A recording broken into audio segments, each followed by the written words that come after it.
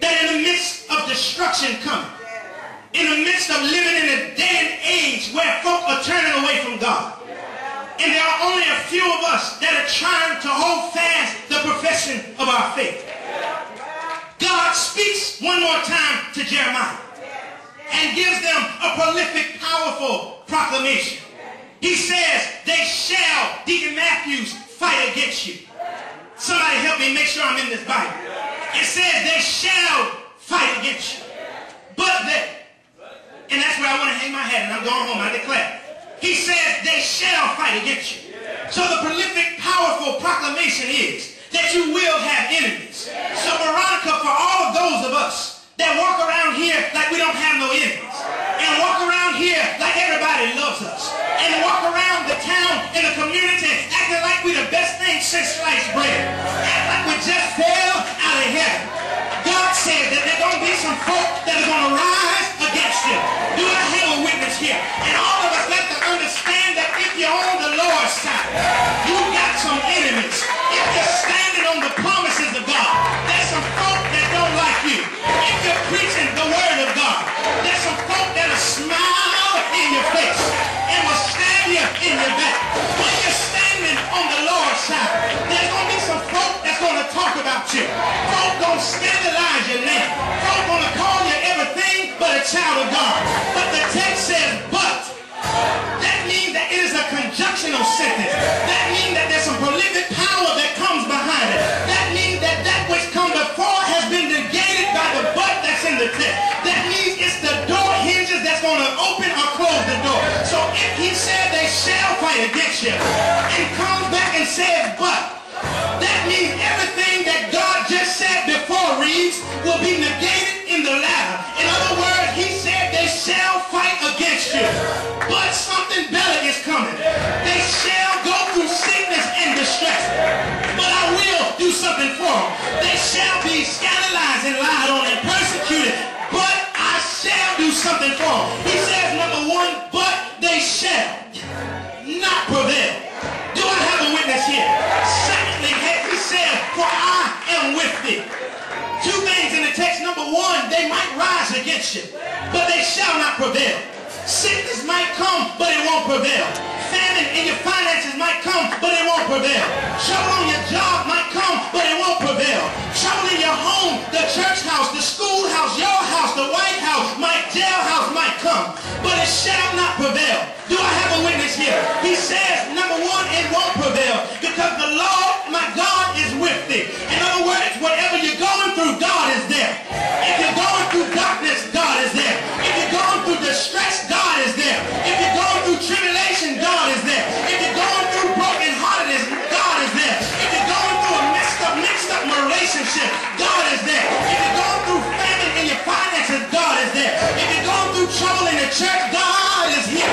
If you're dealing with trouble with your children in school, God is here. If you're dealing with trouble in the economic system, God is there. If you're dealing with trouble in your marriage, God is there. If you're dealing with trouble with your family and your friends and your foes, God is there. Aren't you glad that God is there? And the last thing he says in this text, that I am with thee. It won't prevail, but I'm by your side. He said in his word, lo, I'm with you always, even until the ends of the world. He said, in the ends of the world, he said, I will never leave you nor forsake you. Do I have a witness here? No weapon that is formed against you shall prosper. When your enemies and your foes come upon you to eat up your flesh, they'll stumble and fall. Though a host should encamp around you, though a host should encamp around you, though your enemies will surround you, and your enemies will try to push you down, you got to realize that your enemies will not prevail. They might come up against you, but they're going to stumble and fall. They might try to war against you, but they shall not have the victory. They might try to hold you down, but the Lord will lift you up. They might try to pull you backwards, but the Lord will let you walk forward. They might try to hold you down, but I'm glad I'm just like the rubber ducky. The harder you push it down,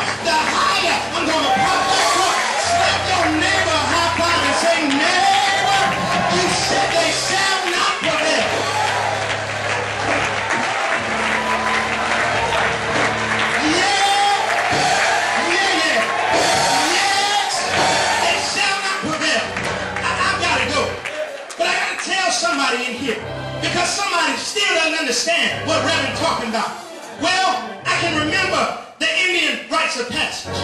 When young Indian boys back in the 1700s were about to turn the age of 13, they would take the Indian boy out in the middle of the forest. They would tie him up to a tree. They would put blinders on his eyes. Do I have somebody pray?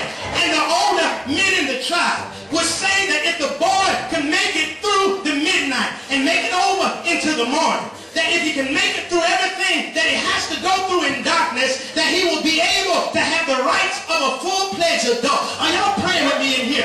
So you find out that there's a story of a young Indian boy that went before the council of Indians. The council of the Indians said to the young boy that there's lions that are in the forest. There are bears that will come up against you. There are snakes that will crawl around you. There are bugs that will try to eat you. There are other Indians that will try to kill you. There are other devils that will try to pull you down. But if you could just make it through midnight, everything will be all right. I've got the clothes here today, but his daddy took him out to the woods, tied him up to a tree, put blinders on his eyes, and his daddy made the boy to believe that he was going to leave, never to return until the next morning. But the story says a snake crawled up against him, and the boy began to cry. But the boy did not say a mumbling word. Do I have somebody praying in here? They tell me that the boy heard the roaring of a lion, but all he said was, Father, I'm in your hands. They tell me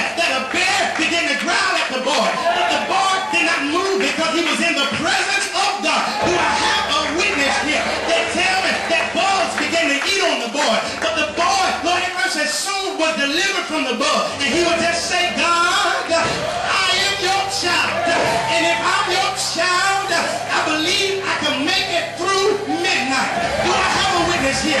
The story says that early the next morning, they took off the blindness off the boy's eye, and the boy said, Daddy, he went out to Daddy and gave his daddy a big hug and said, Daddy, I heard the sound of a bear, but the bear did not harm him. The daddy said, boy, I know.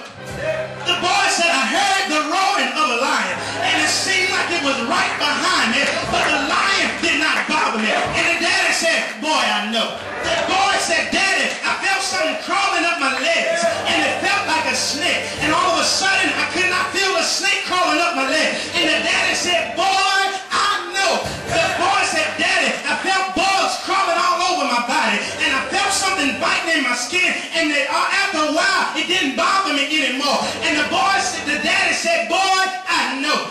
The boy began to walk home with his daddy, looked up at his daddy and said, Daddy, you said that you know that I told you a bear bothered me. You said you know when I said a lion came up against me. You said that you know when I felt a snake crawling up my leg. You said you knew when it felt like the bugs were eating me. He said,